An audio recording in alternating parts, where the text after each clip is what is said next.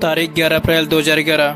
अनुरिमा लखनऊ से दिल्ली ट्रेन से जा रहे थे। उन्होंने गले में एक सोने का चैन पहना हुआ था और कुछ बदमाशों की नजर उस पर पड़ी और छीना झपटी करने लगे। जब अनुरिमा ने इसका विरोध किया तो वो 4-5 बदमाशों ने अनुरिमा को चलते ट्रेन से बाहर फेंक दिया। तभी दूसरे ट्रैक में सामने से एक ट्रेन आ रही थी। अनुरिमा उस ट्रेन से टकराई और उनका एक्सीडेंट हो गया। और जब अनुरिमा को होश आया तो उन्होंने देखा कि उनका एक पैर कट चुका है और दूसरा पाँव आधा जीन्स में लटका हुआ था और आधा पाँव घुटनों में, और वहीं से हड्डियां टूट टूट कर बाहर आ रही थी। और ट्रेन के ट्रैक पे जो छोटे छोटे चूहे होते वो चूहे उस पाँव को कुतर रहे थे। अनुरिमा ये सारी प्रोसेस अपनी आंखों से देख रही थी, लेकिन बॉडी में जरा सा मूवमेंट ना होने की वजह से वो कर कुछ नहीं पा रही थी। अनुरिमा रात भर दर्द सहती रही। करीब 49 ट्रेनें उसके अगल बगल से गुजर चुकी थी, लेकिन उनकी हेल्प के लिए कोई आगे नहीं आया।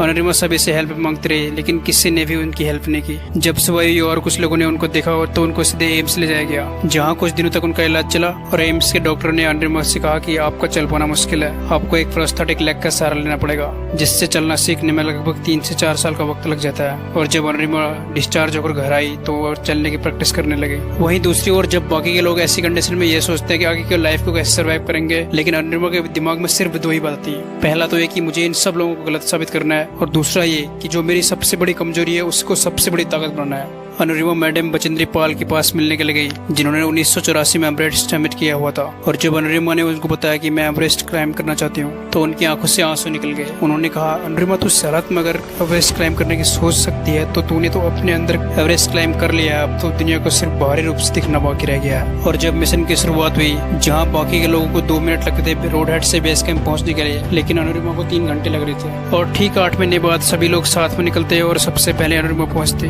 बाकी सभी के पाँव सही सलामत थे, लेकिन अनुरिमा का नहीं थे। फिर भी वो क्लाइम करते जा रही थी। लोगों को लग रहा था कि अनुरिमा इस मिशन को अपने पैरों से क्लाइम कर रही है, लेकिन उनका ऐसा मानना था कि उसने इससे अपने दिल और दिमाग से किया है, न कि अपने पैरों से। वो तो सिर्फ एक माध्यम थे। और जब अनुरिमा रात में क्लाइम कर रही थी उस समय टेम्परेचर बहुत डाउन होता है, जिससे क्लाइम करने में थोड़ी आसानी होती है। वहीं दूसरी तरफ जिधर भी उनकी हेडलाइट पड़ती है उनको सिर्फ लाशें दिखाई दे रही थी। अनुरिमा के अंदर से एक डर पैदा हो रहा था कि जिस काम को करने के लिए वो निकली है, ये लोग भी उसी काम को करने के लिए निकले थे और इनकी मौत होगी। बल्कि इनके तो हाथ पाँव भी सही सलामत थे, लेकिन फिर भी ये नहीं कर पाए। और अनुरिमा थोड़ी सी हिम्मत करके आगे बढ़ी और हर एक कदम अपना आगे बढ़ते जा रही थी। और जब वो एवरेस्ट से थोड़ा नीचे हिलेरी स्टेशन पहुंची तो उनका ऑक्सीजन लेवल धीरे धीरे डाउन होने लगा। उनके सिर पर ने कहा, अनुरिमा वापस चलो, तुम्हारा ऑक्सीजन खत्म हो रहा है, अगर जिंदा बचे तो फिर दोबारा कभी आएंगे। लेकिन अनुरिमा ने कहा, मैं यहाँ तक आई हूँ रुकने या बैठने के लिए नहीं, और न ही वापस जाने के लिए, क्योंकि बहुत मुश्किलों के बाद मुझे ये गोल्डन चांस मिला है। अगर मैं ये मौका गवा दूंगी तो शायद ऐसा मौका कभी मिले ही ना। और दोस्तों, ठीक 1.5 घंटे बाद अनुरिमा ने दुनिया की सबसे ऊंची चोटी एवरेस्ट पर इंडिया का झंडा लहरा दिया।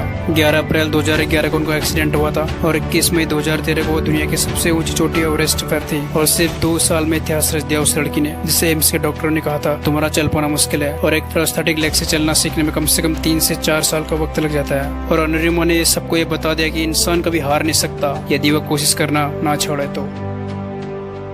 लाइफ का सबसे बड़ा सपना पूरा हुआ और मैं टॉप ऑफ द वर्ल्ड पे हूँ कि हर आदमी अगर अपने लक्ष्य को बनाए तो वो कभी नहीं हार माने।